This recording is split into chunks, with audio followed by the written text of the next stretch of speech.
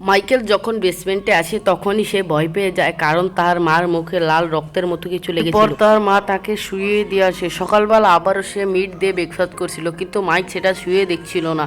তখনই তাকে তার বাবা বেঁধে রাখে, কারণ সে খুবই বেশি প্রশ্ন করছিল।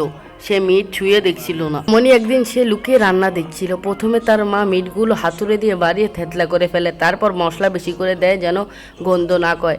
ছেলেটি দেখে বুঝতে পারে এটা কোনো কিছুর মিট। তখনই তারা একসাথে খেতে বসে, কিন্তু ছেলেটি একদমই মিট খাচ্ছিল না। তখনই তার বাবা বলে, তুমি খুবই বেশি প্রশ্ন করো। তারপর ছেলেটি গিয়ে ঘুমিয়ে পড়ে। সকাল হতেই ছেলেটি বেসমেন্টের দরজা দিয়ে ভিতরে যায়। তখনই দেখে তার বাবা বেসমেন্ট থেকে কি জানি চুরি করছিল। চুরি করে ব্যাগের মধ্যে ঢুকিয়ে বাড়ি নিয়ে চলে আসে। তখনই সে দেখতে পায় তার বাবা এগুলো মানুষের গোশ নিয়ে যেত প্রতিদিন। তখন তার বাবা তাকে দেখে ফেলে এবং গাড়িতে নিয়ে বাড়ি চলে যায়। পার্ট 2 দেখার জন্য চ্যানেলটিকে সাবস্ক্রাইব করো।